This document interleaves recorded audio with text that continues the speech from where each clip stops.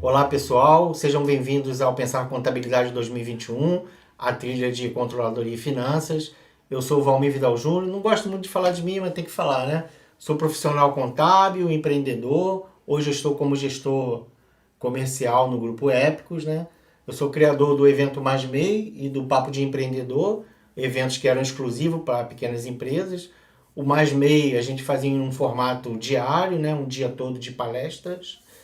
O papo de empreendedor era uma coisa assim que a gente fazia itinerante, um papo direto, cabeça, olho no olho com os empresários. Aí a gente já atingia não só o microempreendedor, o MEI, né? Já atingia o pequeno empresário.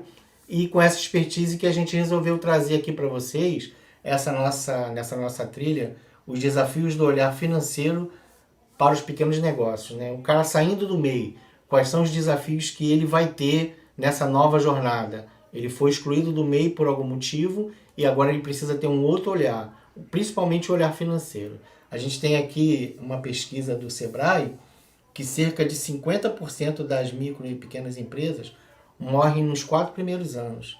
E os grandes problemas que a gente encontra, né, entre o aperfeiçoamento do produto, do conhecimento do negócio, é a própria gestão financeira do negócio, principalmente o fluxo de caixa.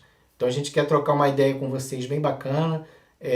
Eu sei que muitos de nós, né, já conhecem o assunto, mas vamos trocar aqui alguma ideia e de repente eu consiga trazer alguma coisa nova para vocês. Bom, agora a gente precisa entender, né, conhecer quem era o MEI. A gente sabe que muitos abrem o MEI só para recolher o INSS, né, a questão de aposentadoria. Outros abrem só para emitir nota. O cara não quer saber de gestão, controle, ele precisa emitir nota. Outros realmente querem crescer, né? E esse é o nosso cliente, é aquele que quer crescer. Mas esse cara, ele foi doutrinado a que contador, o MEI não precisa de contador, ele precisa de gestão, de controle. E é verdade, esse cara sempre foi 100% operacional, ele nunca foi gerencial. Outros casos já apareceu pra gente do cara querer abrir o MEI, né, o empresário querer abrir o MEI, mas o fluxo de caixa estimado dele já ultrapassava nos 3 primeiros meses o limite do faturamento do MEI. Então esse cara não pode nem nascer como MEI, ele já tem que nascer como empresário, microempresa. Por que alguém é excluído do MEI? Né? Quais são os fatores que desenquadram uma empresa dessa condição tributária? Né? Por uma escolha, né, uma oportunidade, o cara teve competência, né, criou uma rede de cliente, o produto dele deu certo, e aí agora ele precisa ser excluído do MEI por uma questão de competência. Ele escolheu. E uma outra questão é a obrigação legal. De repente, ele se viu numa situação em que ele precisou ser excluído do MEI por uma questão legal. E tem um exemplo de um cliente nosso, que ele permitiu que a gente falasse isso, que ele foi excluído do MEI no último mês do ano. Né? Durante todo o ano de 2020, ele quase não teve faturamento. E quando foi em dezembro de 2020, ele teve um faturamento acima de 100 mil reais. Olha só o que aconteceu com esse meu cliente. Ele teve que retroagir a janeiro de 2020, porque ele ultrapassou o limite de 20% acima do faturamento do MEI. Né? Um transtorno tremendo, a gente teve que voltar lá em janeiro, fazer todas as declarações do Simples Nacional.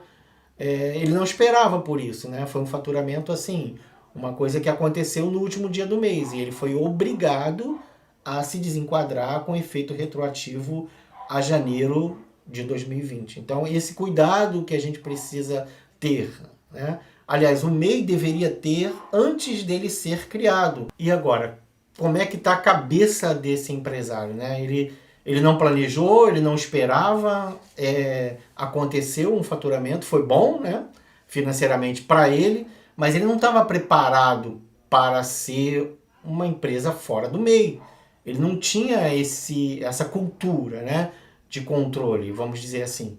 Então a gente precisa começar agora, já que esse cara chegou para mim, ele chegou para você, entender quais são as dores desse cliente. A gente precisa entender Se colocar no lugar dele para poder orientá-lo melhor. Não adianta ele chegar lá no nosso escritório agora, você entregar para ele um montão de guia, para ele pagar, e ele não vai entender. Ele vai falar, poxa, eu nunca paguei, eu nunca precisei, eu tinha o caixa na minha mão. Né? Justamente essas dores que a gente precisa começar a trabalhar para que ele tenha esse olhar financeiro, né? Esse desafio do olhar financeiro desse empresário que está saindo do MEI e está indo para o Simples Nacional. Uma coisa que eu sempre costumo falar para os meus clientes quando eles chegam, né? Tudo precisa ter origem e destino. Né? O dinheiro da empresa precisa ter origem e destino. Da onde ele veio e para onde ele foi. Então, mesmo o cliente que chega para mim, como MEI, eu oriento que ele emita a nota fiscal, que ele tenha uma conta bancária da pessoa jurídica, que ele faça as transferências do salário dele, do prolabore dele, da pessoa jurídica para a pessoa física. Eu primo pela qualidade do trabalho, né, nessas condições financeiras. Eu priorizo que ele entenda o princípio da entidade, pessoa jurídica e pessoa física. São duas pessoas diferentes. E quais são as dores desse cliente? Né? A gente enumerou algumas aqui. A primeira, né? Esse cara era 100% operacional. Esse cara não tinha nenhuma linha de gestão. A preocupação dele era produzir e vender. Vender e vender. Ele não tinha... o dinheiro entrava, ele comprava, sabe-se lá como ele cresceu. Né? Ou por uma questão, como esse nosso cliente ganhou um edital, né? E aí o dinheiro entrou e ele, agora o que eu faço? Eu já teve uma cliente minha que ela faturou regularmente durante todo o ano e no último mês ela fez um serviço de grande volume e aí também teve que retroagir. Muitos casos assim acontecem. Então é esse tipo de planejamento que o MEI não fazia e agora ele chegou para você, colega contador, enquadrado no Simples Nacional e ele tem várias obrigações acessórias que ele precisa cumprir. Esse primeiro olhar, né? Ele não era gestor, ele era 100% operacional. Ele precisa ser pelo menos agora 10% de gestor. Ele precisa primeiro controlar o caixa, o fluxo de caixa. Pagava as contas com o dinheiro da empresa, né? Isso aí a gente precisa nem comentar muito, a gente sofre muito com isso. O empresário, hoje até a gente vê empresas do Simples Nacional, do lucro presumido, mexem no dinheiro da empresa sem nenhum critério. Você imagina o MEI, né? Então a cabeça desse cara como veio. Agora você vai dizer para ele que ele não pode mexer no dinheiro da empresa de qualquer maneira. Você vai ter que ensiná-lo. A gente vai ver um pouquinho disso mais lá na frente. Ele não tinha controle das compras, não tinha controle das vendas, do saldo do estoque, então nem pensar, né, pessoal? Bom, uma outra dor grande que a gente vê nos microempresários é a maquininha de cartão de crédito. A gente vê que o empreendedor, o microempreendedor individual, ele tem a maquininha no nome de todo mundo, da mãe, da avó, da tia, né? Mas da empresa, no CNPJ, quase não passa nada. Então passa as vendas na máquina de todo mundo, mas no CNPJ não tem controle, não tem uma máquina de cartão de crédito, de débito para o CNPJ, quando deveria ter. Outra dor que a gente enumerou aqui, entender como a sua atividade é tributada. A gente sabe que no Simples Nacional nós temos 5 anexos. Né? Anexo para serviço, anexo para venda, anexo para consultoria. Então a gente precisa enquadrar esse cara nesses anexos e o enquadramento tem que ser correto. A gente tem que tomar cuidado com isso. Pessoas enquadrando, né, as empresas do Simples Nacional que dá consultoria no anexo 3. Então a gente tem que tomar cuidado. Precisa tributar no local certo e explicar para ele por que ele está sendo tributado ali. Esse cara começa a ganhar funcionário, né? Ele cresceu, ele está vendendo mais, ele está tendo mais receita, e aí ele tem que contratar pessoas, então ele precisa entender agora também um pouquinho da questão trabalhista. Né? É um erro nosso, né, como contador, como profissional contábil, não fazer com que esse cara aprenda um pouquinho disso, né? Ele tem que saber o que está acontecendo. A gente tem alguns cursos aí de contabilidade para não contador.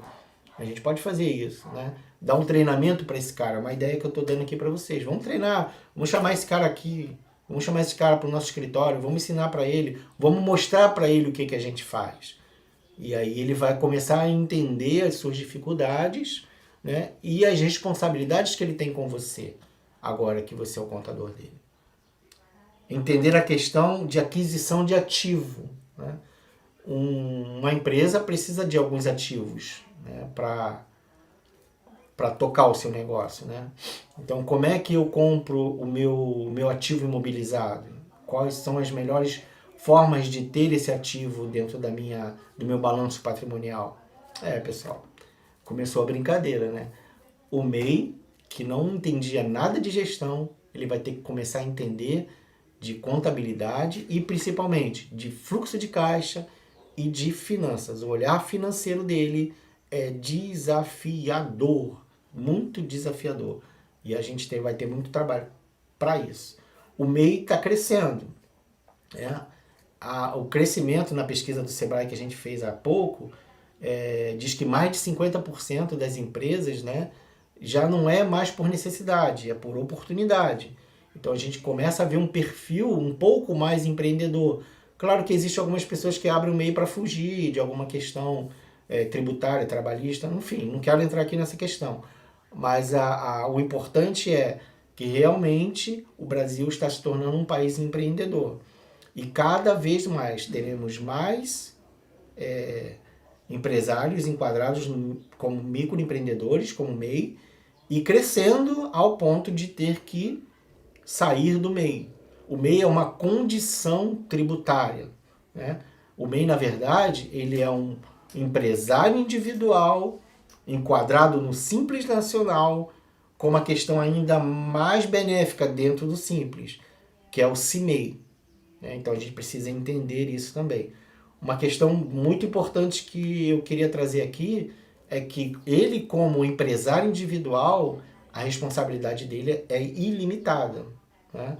Então é uma questão até para a gente estudar quando esse cara sair do MEI, quando esse empresário sair do MEI, se não é vantagem eu trazê-lo para uma outra forma de natureza jurídica. Ele hoje está como empresário individual com responsabilidade ilimitada. Será que quando ele sair do MEI eu não posso fazer uma alteração para a sociedade unipessoal ou para a EIRELI? Ou ele não tem condições de trazer um sócio para virar uma limitada? É uma consultoria que a gente pode oferecer para o nosso cliente. A diferença entre caixa e lucro.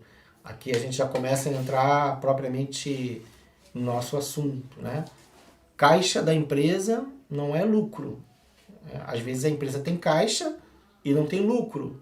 Às vezes a empresa tem lucro e não tem caixa. Então eu preciso começar a trazer isso para o meu cliente, informar para ele, mostrar para ele a diferença entre caixa, o dinheiro que eu tenho, e lucro, o meu resultado no final de um período.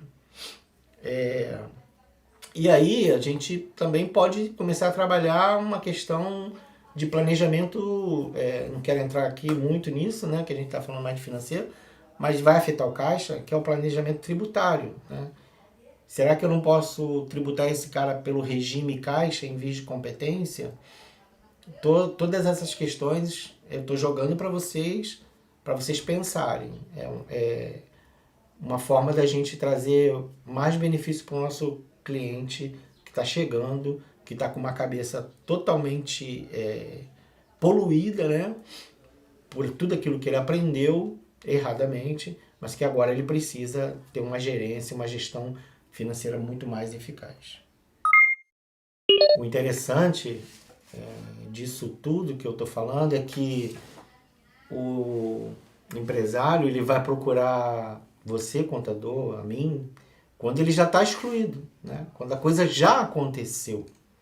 Ele só precisa formalizar. Ele já ultrapassou o faturamento, ele já contratou outro funcionário, já tem pretensão de contratar, né? Ele já colocou uma atividade no MEI que não era permitida. Enfim, ele já fez todas as transações que não poderia ter feito enquanto MEI. A maioria das vezes, 90% das vezes, é por excesso de faturamento, né?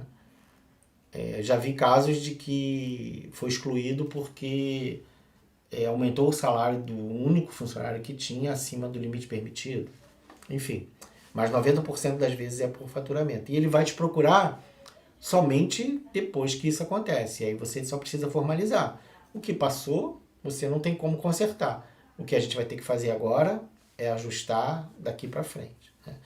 E o que a gente precisa ajustar com esse nosso novo cliente que acabou de sair do MEI, né? O controle do caixa da empresa. A gente vai precisar ajustar, sentar com ele para ajustar o caixa, o fluxo de caixa dessa empresa. Entradas e saídas de dinheiro. A gente vai precisar verificar qual o capital de giro que ele precisa para tornar essa operação dele um pouco mais equilibrada, né? Será que ele precisa de capital de giro? Qual seria esse valor de giro que ele precisa? É uma coisa que a gente vai ter que estudar também. E começar a doutrinar, né? Doutrinar mesmo esse empreendedor a ter um prolabore fixo mensal, né? Para que ele não fique tirando dinheiro da empresa indiscriminadamente, né? Sem controle.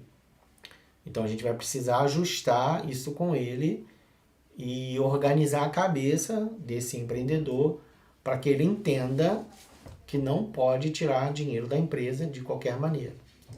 Ele tem lá, ele vai ter que ter um prolabore, ele pode ter até uma estimativa, né, um adiantamento de distribuição de lucro sobre a presunção. Mas o lucro, se ele quiser tirar todo no final do exercício, ele vai ter que fazer contabilidade com você. Bom, pessoal, a gente falou um pouquinho, né, sobre a forma de tributação, sobre o regime de caixa e competência. Uma orientação que a gente pode dar para o nosso cliente, que agora saiu do MEI e está no Simples Nacional, ele tem essa opção, né, essa possibilidade de tributar pelo regime caixa. Quando é que a gente entende que isso é bom, é importante para o cliente? Quando ele tem um fluxo de pagamento, né, ou melhor dizendo, de recebimento, um pouco maior do que 30 dias, 45, 60 dias. Se ele presta serviço, né, e esses clientes o pagam com mais de 30 dias, é vantagem, pode ser que seja vantagem, ele tributar pelo regime caixa. Por quê? Um exemplo. Eu tenho um cliente lá que está me devendo 10 mil reais. Ele emitiu uma nota fiscal para ele agora em junho, né? Estamos em junho. Então eu emiti uma nota fiscal para ele em junho, de 10 mil. Vamos dizer que eu tenha emitido a nota no dia 10 de junho. E aí o que acontece? Quando eu for pagar esse tributo, se for pelo regime competência, eu vou pagar esse DAS no dia 20 de julho. 20/7 de 2021. E eu nem recebi ainda desse meu cliente, né? Ele só vai me pagar daqui a 60 dias. Ele vai me pagar só em agosto. Eu já desfalquei o meu caixa, pagando esse tributo aí, esse DAS do Simples Nacional. Se for uma consultoria, vai dar uma nota preta, né? Pode desfalcar bastante o caixa dessa empresa pequena que talvez não tenha tanto fluxo. Mas se eu tributar pelo regime caixa, eu só vou pagar esse tributo depois que eu receber do meu cliente. Então, se ele vai me pagar só em agosto, né, eu só vou pagar o imposto, só vou pagar o DAS em setembro. Então, olha, o tempo que eu vou ganhar, 20/7 de 2021 até 20/9 de 2021. Eu ganhei 60 dias para pagar esse imposto. Emiti a nota em junho, recebi em agosto e paguei o DAS em setembro.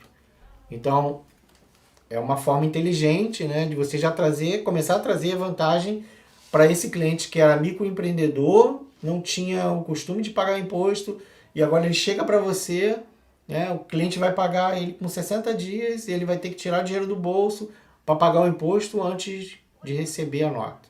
Então já é uma dica legal aqui que a gente pode dar para o nosso cliente. Outra dica aqui, galera. Bom, eu tenho dinheiro no caixa, né?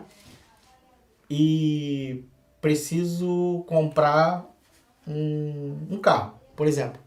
Tenho uma hortifruti, né? Preciso comprar uma Fiorino para entregar. Agora que essa onda de entrega, né? Vou comprar uma Fiorino para entregar, né? Então a cabeça desse empreendedor ainda não está ligada na questão de balanço patrimonial, ativo, passivo, e aí você vai ter que ajudá-lo, né?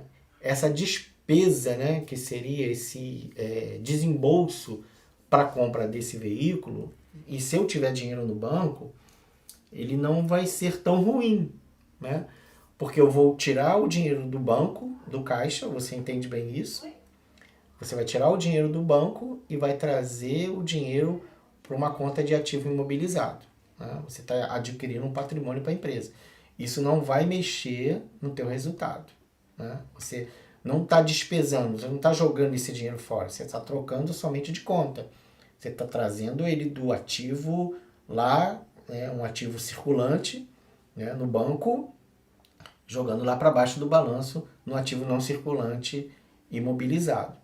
Então, sentar com esse cliente e mostrar para ele que não é tão ruim, né, ele pegar esse dinheiro lá e comprar uma Fiorino. Só seria ruim, né, se ele não tivesse o dinheiro no caixa.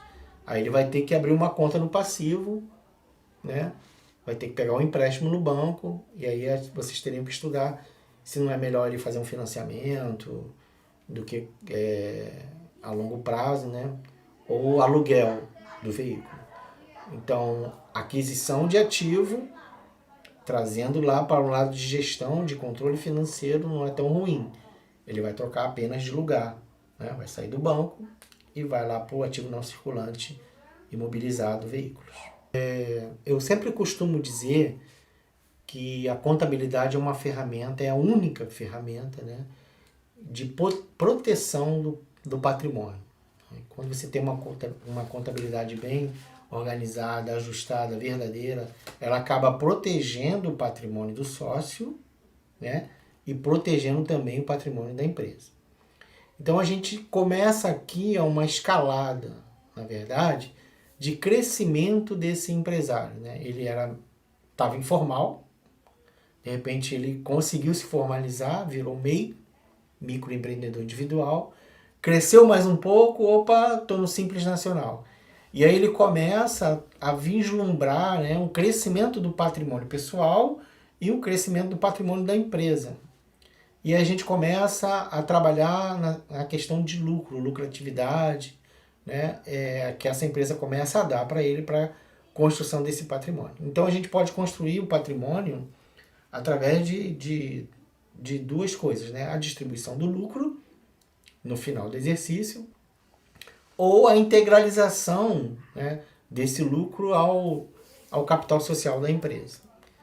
Uma das coisas que eu queria pontuar aqui, né, é uma dor do microempreendedor quando sai e ele vai para o MEI, é essa questão. Ele pensa e sempre acreditou nisso, que todo o dinheiro que entra, né, que sobra, vamos dizer assim, é dele. Quando na verdade não é. A gente tem a questão aqui da entidade, pessoa jurídica e pessoa física. Então a gente sabe, eu sei, você sabe, que o dinheiro que entra, né, o faturamento, o dinheiro que está lá no caixa, não é do empresário ainda. Ele precisa apurar o lucro, apurar o resultado. A gente tem uma questão aqui tributável, né, uma questão de tributos, que é possível, né, você dá 8% do faturamento para a questão de vendas, para as atividades de venda, como lucro da empresa, sem precisar de contabilidade. E a gente sabe também que 32% é permitido para a questão de serviço. Mas se esse empresário ele precisa e quer e pode tirar mais do que 32% ou 8% do faturamento no final do exercício, ele precisa ter lucro contábil. Né? Lá na declaração do Simples Nacional, da declaração do Simples, no final do exercício, né, até maio do ano seguinte, tem lá uma linha que fala sobre isso, sobre a distribuição do lucro acima do permitido pelo lucro presumido, né? Que é 32% em caso de serviço e 8% no caso de venda. Então, a gente precisa orientar esse empresário a isso. Né? No final do exercício, ele pode, das duas, uma. Ou ele pode pegar esse lucro para ele sem tributação. Até hoje, a distribuição de lucro não é tributada no Brasil. Ou ele pode integralizar esse valor no próprio capital social da empresa. Ele vai estar melhorando até uma condição aqui de negociação, né? Que ele vai ter um capital social um pouco maior, ele vai ter uma possibilidade de ter uma negociação com fornecedor, com banco, por causa do lastro que ele tem de capital social. Então, nem sempre vai ser vantagem, né, para que esse empresário tire todo o lucro da empresa. Provavelmente, e como ele veio do MEI, né, o capital social dele é bem pequenininho. Geralmente é R$1.000, R$2.000. Já vi MEI aberto com R$100 de capital social. É permitido. Mas a partir do momento que ele começa a crescer, ele começa a criar lastro e ele precisa formar esse capital, precisa formar esse patrimônio com base em registros contábeis, né? A gente precisa ter esse contato do financeiro com a contabilidade. Precisa estar bem registrado. Então, o que nós conseguimos ver hoje é que o empresário, o microempreendedor individual, né, quando ele é desenquadrado dessa condição tributária e vem para você como Simples Nacional, ele precisa conhecer os aspectos legais, né, dessa transformação e principalmente os aspectos financeiros, os impactos financeiros que a partir desse momento ele vai ter que começar a prestar atenção, ele vai ter que gerenciar isso. Né? A gente precisa mostrar para ele quais são as obrigações que ele vai ter daqui por diante, quais são as questões legais que ele vai enfrentar, quais são os controles que ele vai precisar fazer no caixa, na distribuição do lucro, no pagamento do prolabore, na questão trabalhista, na questão contábil, né? Enfim, nasce aqui, né, um novo conceito, uma nova cabeça para esse empresário. E é o nosso trabalho, a nossa função, quando ele chega para a gente, quando ele chega como nosso cliente, ajudar esse cara a crescer. Né? Eu tenho uma frase de um amigo meu que ele fala assim, crescer sem estrutura é temerário. Né? E é verdade, a gente precisa ter estrutura para poder crescer. E sem um financeiro forte, né? Um financeiro saudável, um fluxo de caixa bem equilibrado, um controle bem ajustado, a gente pode fazer com que essa empresa quebre facilmente. E a nossa obrigação, nosso trabalho é ajudar essa empresa a crescer. Bom, pessoal, quero agradecer aqui a atenção de vocês até agora, né? Quero agradecer também ao nosso coordenador, o coordenador dessa trilha, Sérvulo Mendonça.